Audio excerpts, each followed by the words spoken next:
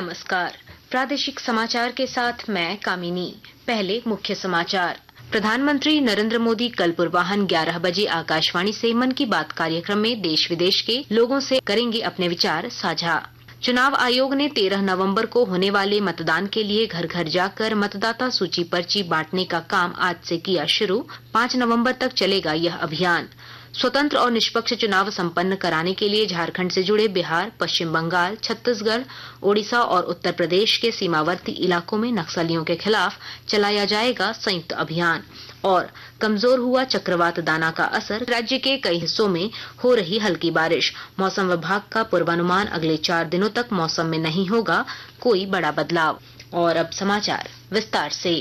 प्रधानमंत्री नरेंद्र मोदी कल पूर्वाह्न 11 बजे आकाशवाणी से मन की बात कार्यक्रम में देश विदेश के लोगों के साथ अपने विचार साझा करेंगे। यह इस मासिक कार्यक्रम की 115वीं कड़ी होगी। कार्यक्रम का प्रसारण आकाशवाणी और दूरदर्शन के समूचे नेटवर्क पर होगा। कार्यक्रम आकाशवाणी समाचार की वेबसाइट और न्यूज ऑन AIR ऐप पर भी उपलब्ध रहेगा। दूरदर्शन समाचार, प्रधानमंत्री कार्यालय तथा सूचना और प्रसारण मंत्रालय के YouTube चैनलों पर भी इसका सीधा प्रसारण किया जाएगा। हिंदी प्रसारण के तुरंत बाद क्षेत्रीय भाषाओं में इसका प्रसारण होगा। विधानसभा चुनाव के पहले चरण के लिए मतदाता सूचना पर्ची मतदाता तक पहुंचाने का कार्य आज से शुरू हो चुका है। इस बारे में जानकारी देते हुए मुख्य निर्वाचन पदाधिकारी के रवि कुमार ने बताया कि 5 नवंबर तक यह प्रक्रिया जारी रहेगी। प्रत्येक वोटर का अपने वोटर इन्फॉर्मेशन स्लिप दी जाएगी। उनका परिवार में कोई अडल्ट वोटर होंगे, उनके पास से वो वोटर इन्फॉर्मेशन स्लिप दी जाएगी। इसी पर वो पर्ची देने के समय में BLO का इंस्ट्रक्शन यही है, उसी का पार्ट नंबर, सीरियल नंबर का पेन से राउंड करके उनका सिग्नेचर करके देंगे, ताकि वोटिंग के समय में उनका नाम जल्दी ढूंढने में आसान होगा। कारण उनका सीरियल नंबर रहेगी। पोलिंग ऑफिसर 1 अपने नाम सर्च करने के लिए बहुत आसान से होगा, ताकि हम लोग इसी बार वोटिंग स्पीड का बढ़ाने के लिए वोटर टर्नओवर टाइम का कम करा के लाइन कम करने के काम कर रहे हैं। इसलिए अभी वोटर इन्फॉर्मेशन स्लिप में ये बहुत महत्वपूर्ण काम है। सभी पॉलिटिकल पार्टी का मेरा अनुरोध है, अपने क्षेत्र में इसी तरह से कहाँ पर भी शिकायत हुई तो तुरंत आप सी-विजिल में अपलोड कर दें। हम लोग आपको सूचना करें ताकि उसी का हम लोग कार्रवाई कर सकें।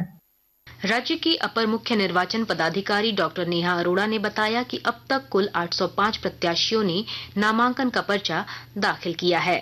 उन्होंने बताया कि जमशेदपुर पूर्व और पश्चिम से सबसे ज्यादा, खूंटी और सिमरिया विधानसभा सीट से सबसे कम उम्मीदवारों ने नामांकन दाखिल किया है।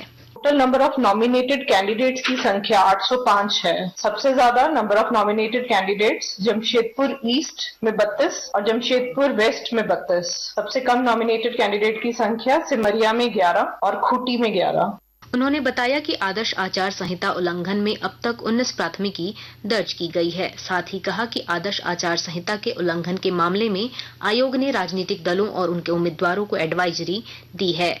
विशेष इन्फॉर्मेशन, हमारे MCC का वायलेशन अगर कहीं होता है और विशेष रूप से कुछ ऐसे कमेंट है ना जो किसी की भावना को ठेस पहुंचाते हैं, ऐसे में इलेक्शन कमीशन का भी विस्तृत गाइडलाइन है।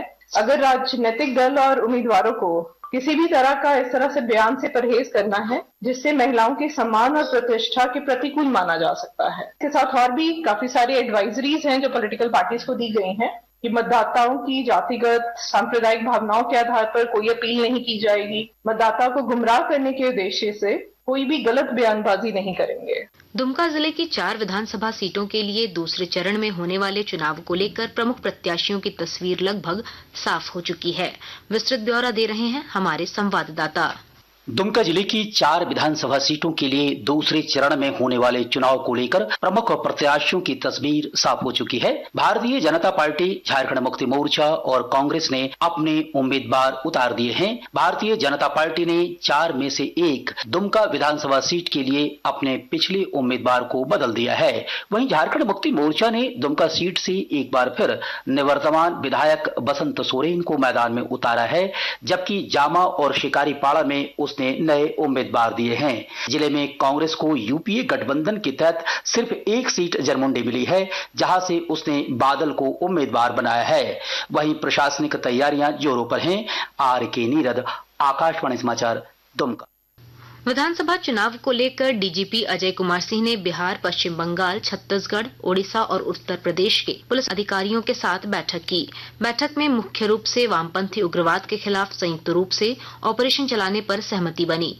बैठक के बाद डीजीपी श्री सिंह ने बताया कि राज्य में शांतिपूर्ण और निष्पक्ष चुनाव संपन्न कराने के लिए प्रशासन प्रतिबद्ध है। हमारे फील्ड लेवल के ऑफिसर्स हैं, वो भी इसमें शामिल थे। जोनल आईजीज, उसके बाद डीआईजीज और एसपीज, और उन सबका भी ये कहा गया कि वो अपने अपने जो काउंटर पार्ट्स हैं दूसरे राज्यों में, उनके साथ भी अधिक से अधिक बैठकें करें, ताकि जो भी चुनाव से रिलेटेड काम है, जितने काम का ये अभी इसमें वर्णन किया गया है, उसमें और तेजी आए और उसकी संख्या में बढ़ोतरी हो, ताकि आने वाले टाइम में झारखंड में जैसे पिछले बार लोकसभा में इंसिडेंट फ्री, कोई वायलेंस फ्री इलेक्शन हुआ था, उसी प्रकार का इलेक्शन अब भी जो असेंबली का इलेक्शन है वो भी उसी तरीके से।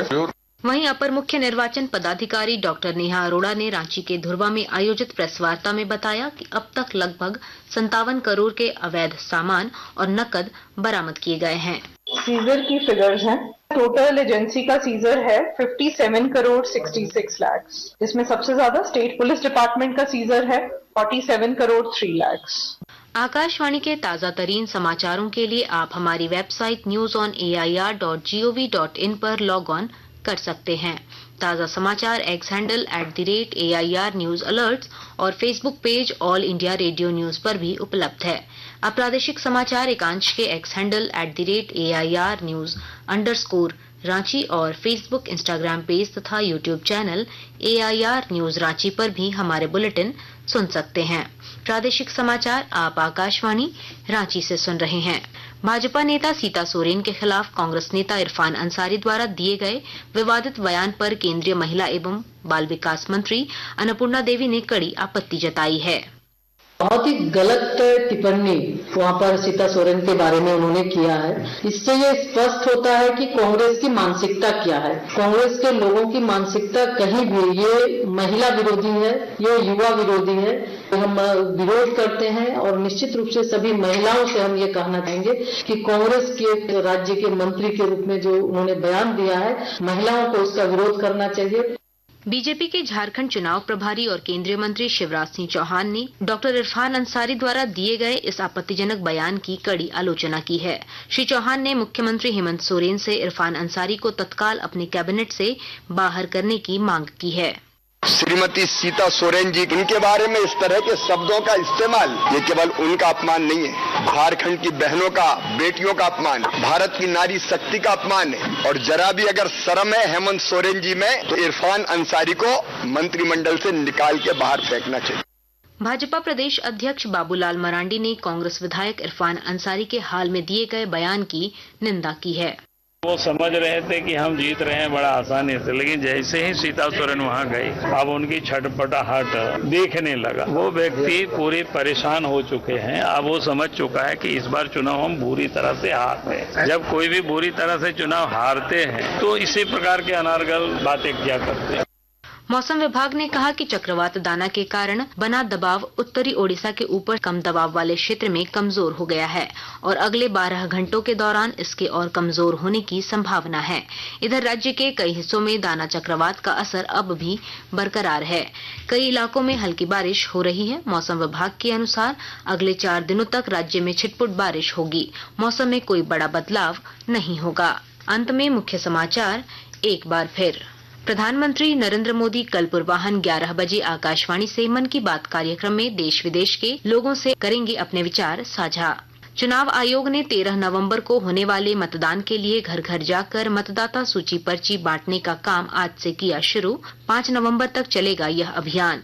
स्वतंत्र और निष्पक्ष चुनाव संपन्न कराने के लिए झारखंड से जुड़े बिहार, पश्चिम बंगाल, छत्तीसगढ़, ओडिशा और उत्तर प्रदेश के सीमावर्ती इलाकों में नक्सलियों के खिलाफ चलाया जाएगा संयुक्त अभियान। और कमजोर हुआ चक्रवात दाना का असर, राज्य के कई हिस्सों में हो रही हल्की बारिश। मौसम विभाग का पूर्वानुमान अगले 4 दिनों तक मौसम में नहीं होगा कोई बड़ा बदलाव। इसके साथ ही आकाशवाणी रांची से प्रादेशिक समाचार का ये बुलेटिन समाप्त हुआ। नमस्कार।